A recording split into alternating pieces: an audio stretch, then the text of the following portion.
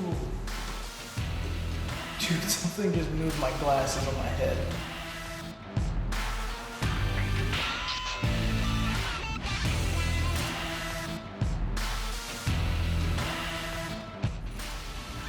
What is it? Dave just got scratched. Are you okay, man?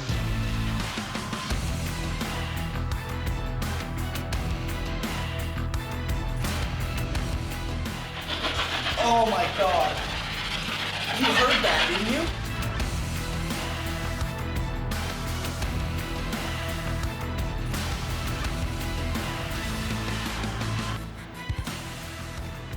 You're good at pushing people around, oppressing people. Push me. Push me down these steps.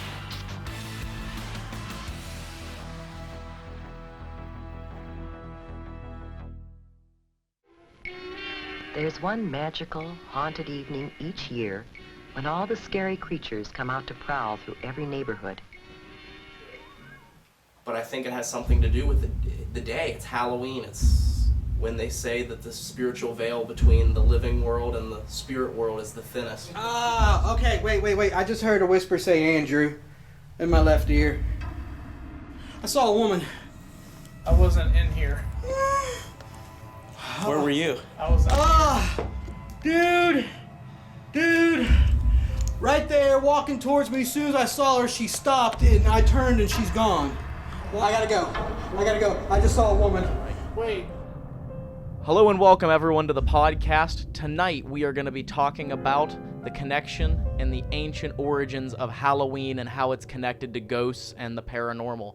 This is something that I think we found very interesting over the years, right, Dave? Absolutely, yeah. It's something that always gets tied back to the paranormal. That and Halloween kind of go together with one another. Yeah, we tested it a few years ago, having a Halloween investigation at the J.C. Thompson building in East Liverpool, Ohio, and we ended up getting some really interesting evidence. Not sure whether we would have caught the same evidence or not if it was or wasn't Halloween. Of course, we can't tell that from just that night, but that's something we're going to talk about here. But of course, we have a guest here on the show. We have Shawn Gilmore from Ohio Metaphysics and Paranormal Research.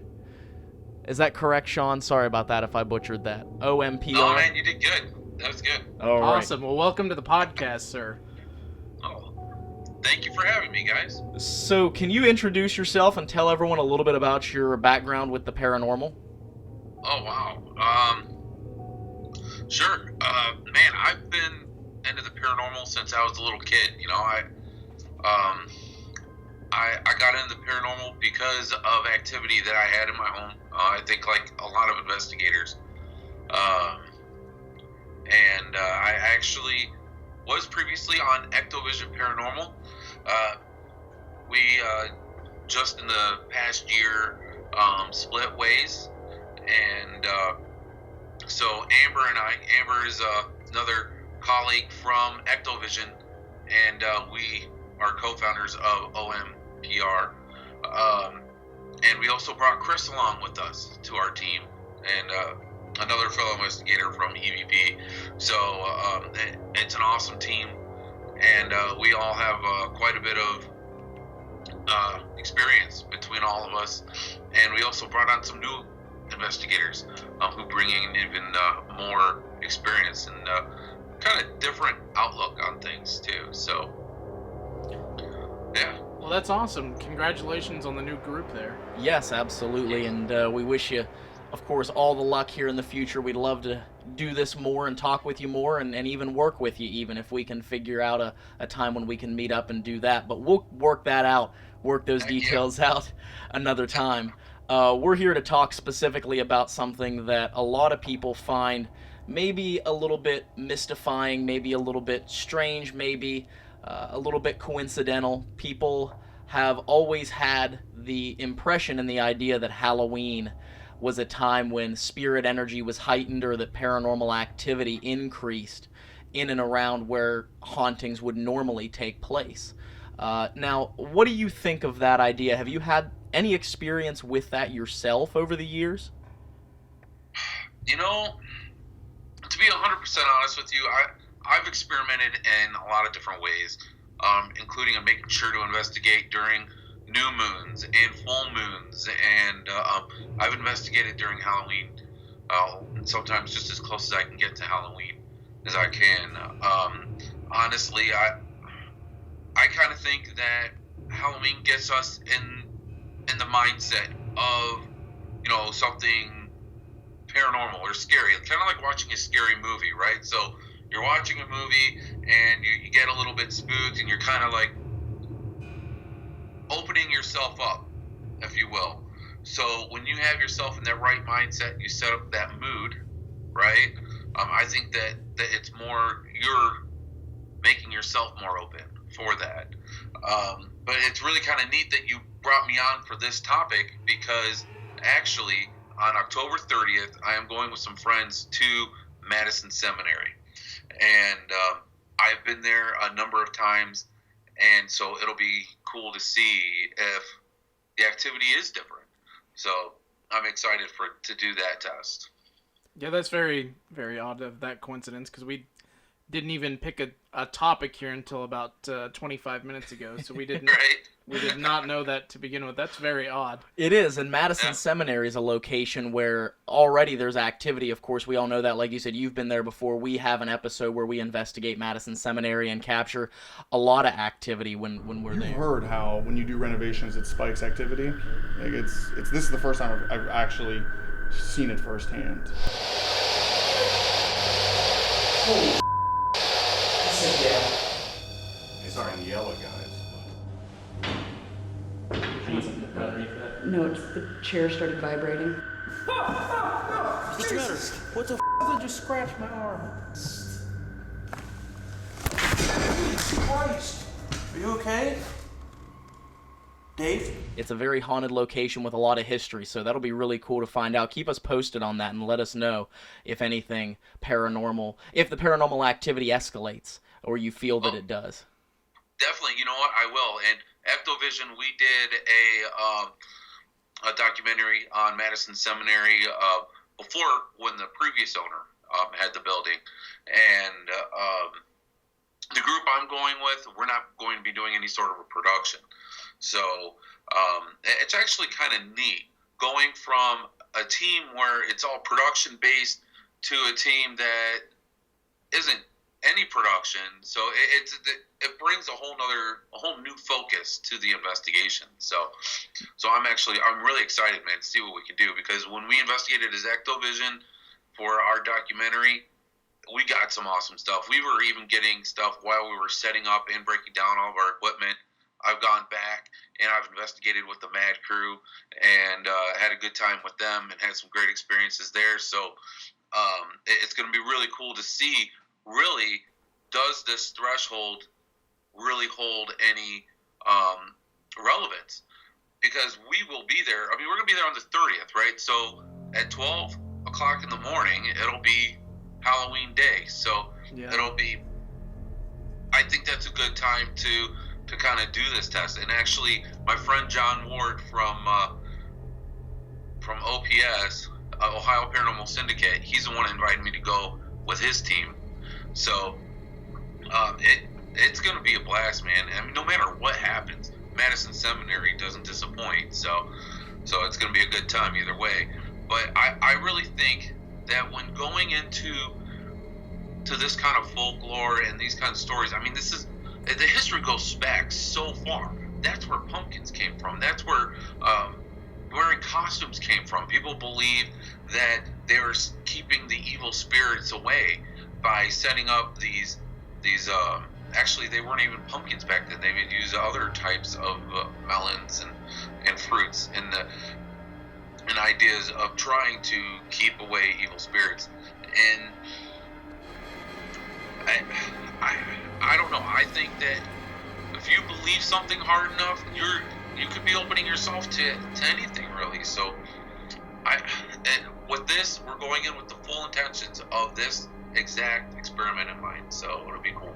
Yeah, that is awesome, and you're right about that. That's where a lot of the folklore and a lot of the traditions that we celebrate and that we practice today come from, are from the ancient Celtic people in Ireland whenever they used to celebrate what they called Samhain, which is spelled Samhain, Samhain, but it really is a celebration of the end of the harvest season and the beginning of the dark part of the year, when there was a lot of uncertainty among the people in that area, especially in those ancient times, on whether they'd even survive the winter.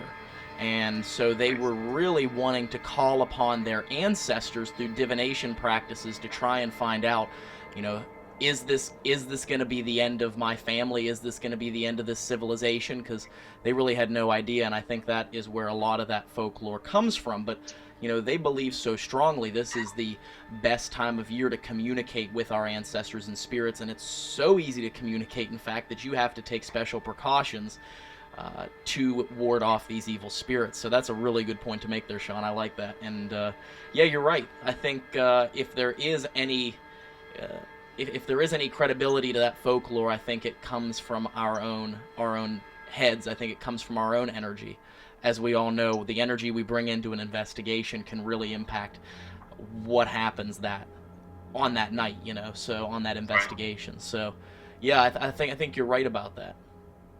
But but it is interesting because we bring it up, and we didn't have this intention, but we're actually hosting an investigation on Halloween night as well. So it's kind of interesting. We might be able to compare results. We're hosting it at the West Virginia Penitentiary. Which, and it's going to be in North Hall cell block, one of the most haunted cell blocks in America, and it'll be interesting to see if the activity is heightened on that night, and we're hosting it. We're inviting people to come along with us to get tickets and to come to the party beforehand and to investigate afterwards, and it's actually being partially hosted by the penitentiary itself and half hosted by us.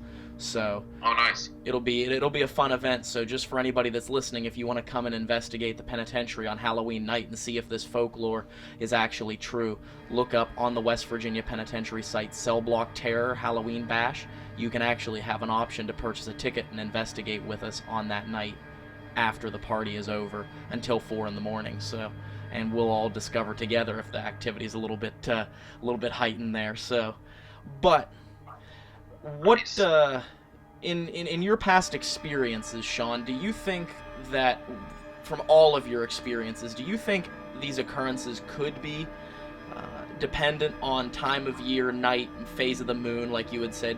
Have you gotten any evidence that might point in that direction? I wish I could say that I have. I've gone out, I've investigated on full moons, on new moons. I've investigated Halloween, and honestly, some nights you have a lot of activity, some nights you don't. I can't definitively say one way or another. And even like growing up as a kid, like I said, I lived in a home that had a lot of activity, and it was crazy. And I can't think of a time when activity was heightened because it was this time of year. I mean, this time of year, like you said, it gets dark earlier, right? And it's cold, it's creepier outside, it's darker.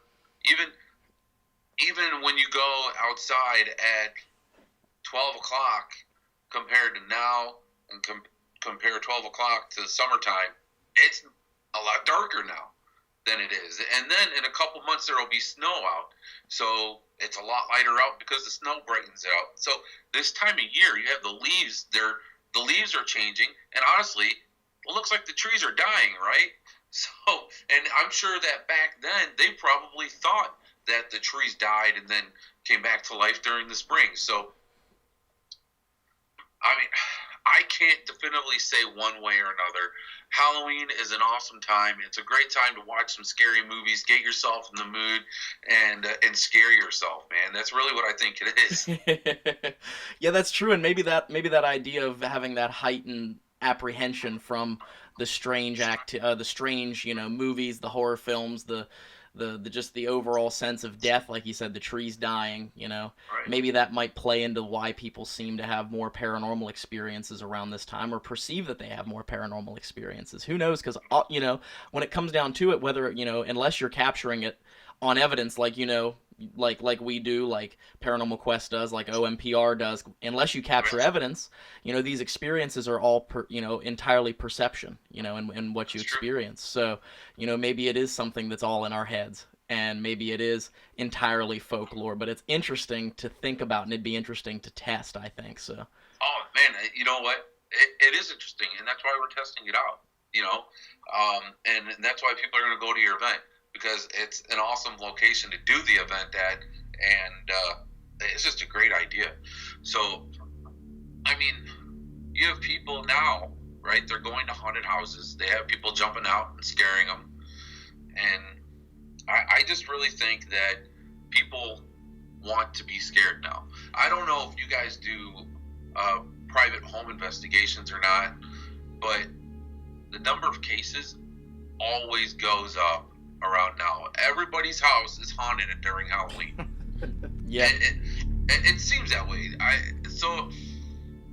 That's why I really think a lot of it is just we're opening ourselves up. And whenever I'm an empath, whenever I open myself up, if I don't shield myself properly, I'm gonna have more experiences. I'm gonna feel more things. So I think that it could be true for anybody. Yeah, that's true. And I mean, yeah, we did used to do a lot of residential cases. Well, a few, I would say, not a lot. And we have a few of those that we've actually filmed and put up on our channel. And but you're right, we did seem to get a good number of those calls in and around Halloween. I remember one of the more interesting cases was right after Halloween. It was right before Thanksgiving. And, she had reported a heightened activity around that time, and that's why she called us down there at that point. So, I guess that is true, whether that was entirely perception or whether there was actually a legitimate case that the activity was heightened, I don't know, but, in her mind it definitely was, and who's to tell her that she's wrong? And that's why she called us down there, was to figure it out. But that was definitely interesting. I don't know, Dave, what do you think, judging from the investigation that we did years ago at the J.C. Thompson building over in Ohio? Do you have any idea of whether this folklore could actually be true, or whether that was just coincidental? Well, I think Shawn kind of said it right. The tone is kind of set for the time of year, and you're already in this spooky kind of magical, whimsical feeling of it being Halloween, and seeing all the decorations and everything everywhere. So it does kind of set the tone. It puts you in that mindset. But maybe also in the same token, it also helps, your third eye or whatever, have you become a little stronger, your mind's eye becomes stronger, whatever you want to say, and you're more focused, and your senses are heightened. And I'm thinking back to that investigation, and I can't remember, I want to say it was a full moon, but I can't remember. I'm not 100% sure on that. Yep. But either way, we were with Andrew that night, and going into that, Andrew has no, idea one way or another whether Halloween affects, evidence, I don't know, like something being there more than, it not being Halloween, because he's, maybe a once every 5 years type of investigator. So that's not really something that he would think of, and we got so much that happened that night to him personally. So I don't think it was something that he was, hyping himself up for, and, because it's Halloween night, we're definitely going to get something, and he just played it out. I think I don't know. I don't know whether there's something to it or not. Yeah, and I remember having him, the experiences that he did have and the evidence that we did capture, which really was just the only thing definitive that we captured was that one EVP right before he saw the apparition, which was obviously perceptive of his own experience. He saw the woman looking at him and coming towards him, and it was a full-formed apparition from what he had said, but you weren't in the room, I was downstairs, so what he saw was entirely his own perception and his own experience. and that's his to have, and that's his to think about, you know. But the evidence that we captured, capturing a woman's voice saying his name right before he saw this woman, that was definitely really interesting. And I don't know, that was the only time we investigated the J.C. Thompson building, so we didn't really have anything to go off of to know whether or not it was that active all the time, or whether it was a good night, whether it was, you know, the phase of the moon, whether it was the land, whether it was the dirt, whether it was just, you know, our energy that night. You know, it's hard to tell. And But I think that was our only investigation that we've had on Halloween. yeah, that's it. With the exception of this one coming up, like you said. But I don't know. I think heightened senses, maybe. I don't know. Are your senses feeling heightened, Shawn? It's getting closer and closer to Halloween. Are you feeling the creepiness? Are you feeling the macabre? You know, as a paranormal investigator, Halloween is year round, right? Hey, that's right. That's right. But you know, I know a lot of my Wiccan friends. They would probably disagree with what we're saying. This is a very spiritual time of year for them. So who knows? And another thing I was kind of thinking of is right after Halloween is Thanksgiving. After that is Christmas. And even if you don't celebrate Thanksgiving or Christmas, there's a lot of other holidays coming up, and a lot of time that most people would spend time with family. So people are also thinking about their family. Yeah, so, true. And again, another way of kind of opening yourself up to it. Some people will say that their family members come to them in dreams. I've personally never experienced anything like that, even being sensitive. But I mean, I can't discredit their personal experiences, as you were saying. But I mean, when that type of stuff is going to happen, most often is when it's on your mind. Whether if you're doing it intentionally or not. I mean, you go to Walmart right now, they've already got Christmas stuff out. It's ridiculous, but they're starting to get their stupid Christmas stuff out.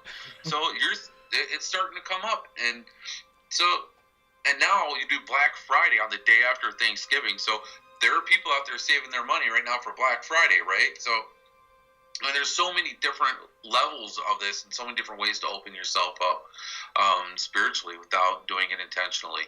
And, another thing is I've had a lot of people ask me if by watching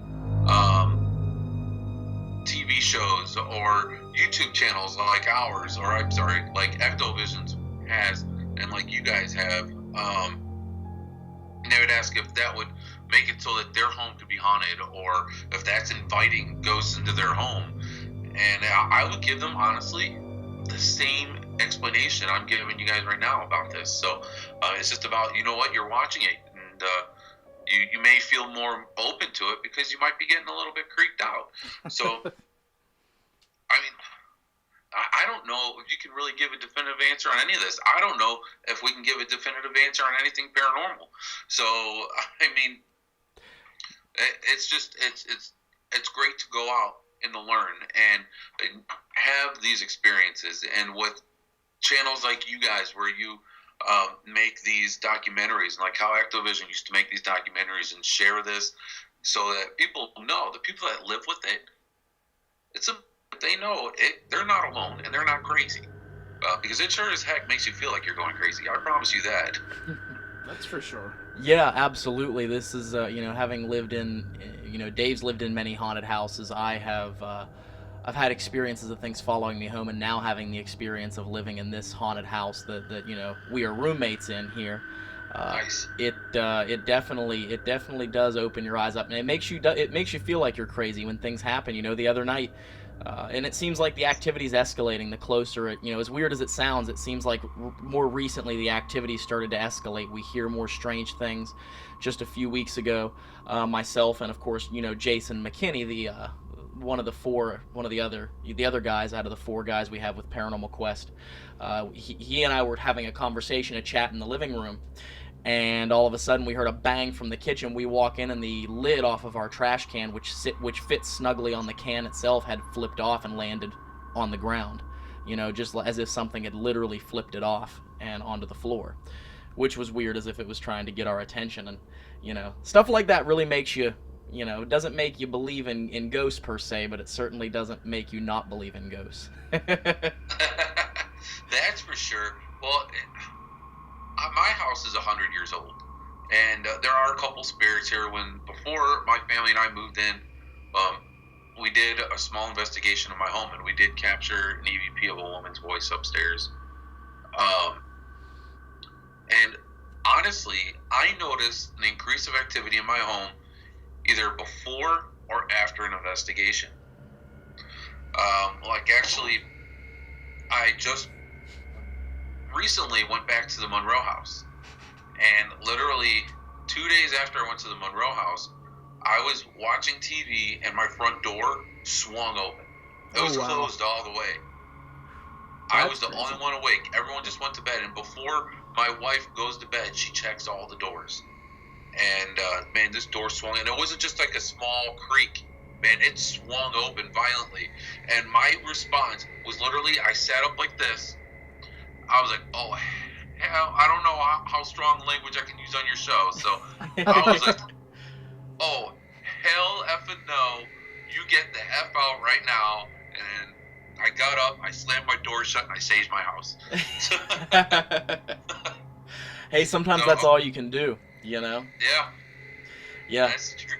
Which is an interesting idea, because there's a lot of other rituals and practices that we carry over from a lot of different pagan roots, and, like the idea of sage, the idea of something natural and blessed like that, cleansing something unnatural from your home or from your living space. That's another idea that's been passed down, just like the idea of, spiritual activity being heightened around the time of Halloween, or Samhain as it would be called, with the Celtics, that's another thing, And there's a lot of people that still to this day believe that sage will cleanse your home or your living space, and it'll get rid of anything negative. So, yeah, it's really interesting that you say that, and I think it all kind of connects, because, all of these types of things, these beliefs, these legend, the folklore, it all kind of connects together.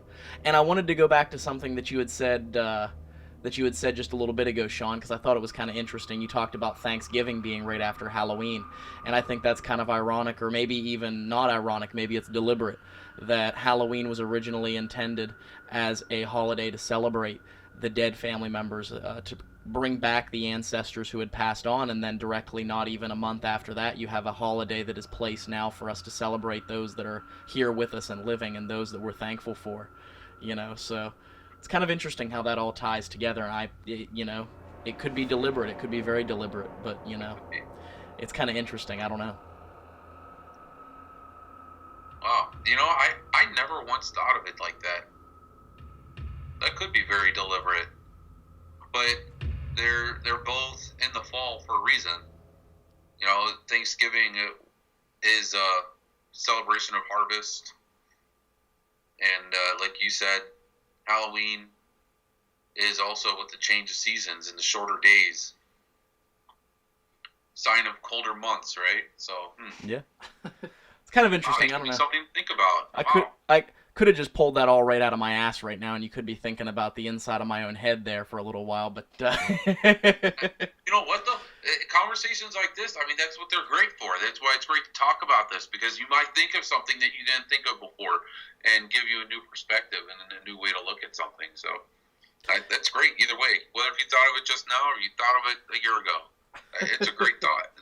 Yeah, absolutely. And I think one thing that I always wanted to do is, challenge people to think, challenge people to research, challenge people to act. And I think that's the biggest goal through Paranormal Quest, is to share our evidence with other people, but also to inspire other people to go out and seek their own evidence, to show people the process, to show people how we perform these investigations, and then when they go out and do it, to have them, even if they can be somewhat inspired by our investigations and our evidence, so that, someone who is new to the field will be able to, capture their own evidence. So I think right now, one thing that I want to do, if you have absolutely no plans on Halloween and you are, no matter where you are in the world, and you are able to get someplace to conduct a paranormal investigation, even if you can't make it to the West Virginia Penitentiary to investigate with us, go out and try and see if you can capture activity and research, and then continue to research and compare that evidence that you captured with the evidence that you capture throughout the rest of the year.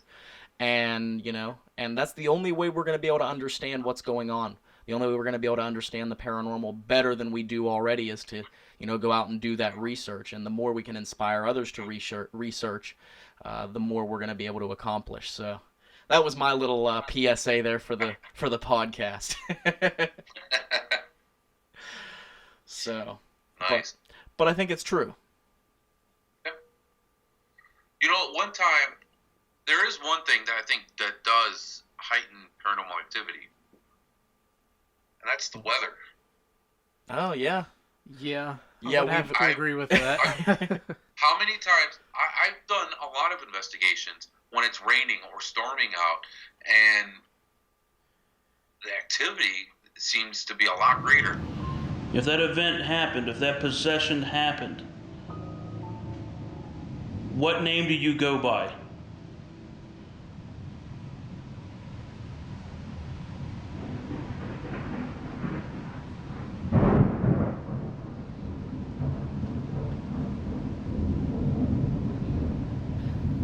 Yeah. It really does.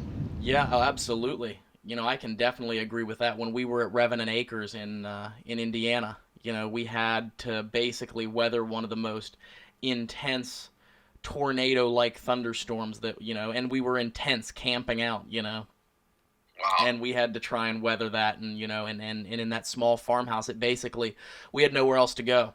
That the history of Revenant Acres is that they don't know much about it. That is the history. They don't know much about the farmhouse, and that there is supposedly a dark entity that resides there, and that there's been multiple possessions or inside the house. And we were in a tent, and the wind and the rain and the thunder and the lightning, either we're gonna blow the tent over. It was either going to rain us out, it was going to flood us out of the tent, or we were going to get struck by lightning. Those were the three options.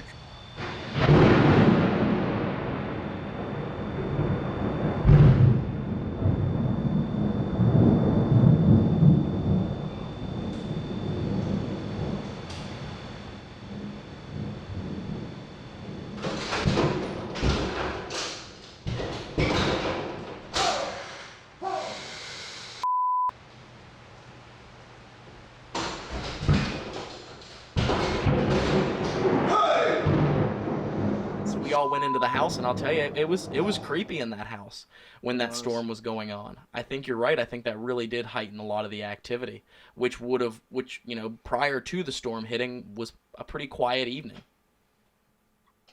So, yeah, because we were there for 2 nights, and the night before, I don't recall that it had stormed, and it wasn't as active. There was activity, but it wasn't as active. Yeah, you're right about that. So. But absolutely. So, well, is there any particular story that you want to tell here, Shawn? This is our open time for you to tell anybody that might be watching a story, or let anybody know anything that you want them to know, or even just even a shout out. Man, I'll tell you what, I don't really have like a story planned, but I'd like to talk just about my new team, man. We literally are a brand new team. The team Facebook page just went live, 2 weeks ago. So this team is brand new. The investigators, though, are all experienced. Like I said, Amber is coming from Ectovision Paranormal. Chris is coming from Ectovision Paranormal. And that YouTube channel is still up. So if anyone wants to go and check those out, our last investigation was of the Hinsdale House. We did a 2-day investigation of the Hinsdale House in New York, and we got some awesome stuff. And we got some other great locations. I saw you guys have a couple locations that we did as well. Licking County Jail is one of my favorites. And of course, Madison Seminary. But I also brought on Steve Cross. He comes from a team that he started called St. Michael Paranormal. He has a very strong Catholic background. I was brought up Jewish. I converted to Catholicism, and now I investigate the paranormal. I consider myself more spiritual. He's very Catholic. I also have people on the team who are spiritual in other ways, and even have some Wiccan beliefs and things like that. So we're very diverse, and our goal is to help people in their homes. Very cool. Yeah, we're going to, of course, still do the large locations. That's how you learn the most. Then you take in my opinion, the way you learn the most from these big investigations. Then you take that knowledge and you use it to help people that are experiencing it in their homes, and that's what we want to do. And we are going to share our findings, but in a different way. We're going to do it through literature, and then that way people can find that literature and know that they're not alone. I know when I grew up living in a house that was extremely active, being a teenager, there was times when I was terrified. I was scared to go home, and I felt alone, man. This was in the 90s. There was no, like, all they had were TV shows with reenactments, and they seemed like silly, right? So you feel alone. You feel like you're going crazy. So I really just want to try and help people. And then we also want to help these historical locations. So we're also going to be going and giving our time to them and helping historical locations with their events, and if they do tours, we'll be doing that too. So be on the lookout for us, man. We've been hitting the ground running. We've been really busy, and hopefully we can still keep up or catch some of the steam that Ectovision Paranormal had. So yeah, man, this is an awesome thing. And actually, we have our first Paracon coming up. It's the SuperCon down in Post Town. I think we're gonna be there. Yeah, nice. Some of us are gonna be there. Maybe all of us. We're not sure. It'll all come down to our work schedule, but we very well could see you there. Awesome, man. That's awesome. I'm gonna see a lot of friends there, man. I'm pumped. Yeah, man. That's on November 3rd, right? And they have a ghost hunt the Friday night before, and I think they just got Dalen Spratt from the Ghost Brothers to be there for that ghost hunt on Friday. And it's not expensive either. He's got the tickets at $15. I think if you go online, it's only $10 to get the tickets. So, oh wow, that's not bad at all. Yeah. Yeah, that's it's amazing. really inexpensive. So, and he made it inexpensive for us to come. I just have to drive from Northeast Ohio to Central Ohio. There you go. That's not too bad. Yeah. So everybody watching, everybody listening here, check out that SuperCon. That's what it's called, right? SuperCon. Yeah, SuperCon 6. SuperCon 6. Check it out, and it'll be at Post Town School, which we've investigated as well, and a lot of people have investigated. Check out that location if you are looking for someplace to go to investigate the paranormal. It's pretty active and pretty creepy and haunted as well. So, one of our favorites for sure. Man, it's awesome. I love going to old schools. My old middle school, there was ghost stories that went around. Of a kid in one of the bathrooms and a woman that went down a hallway.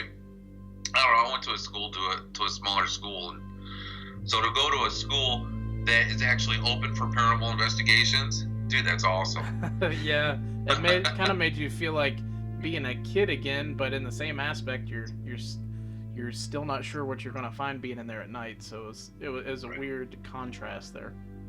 Yeah, it's true, man.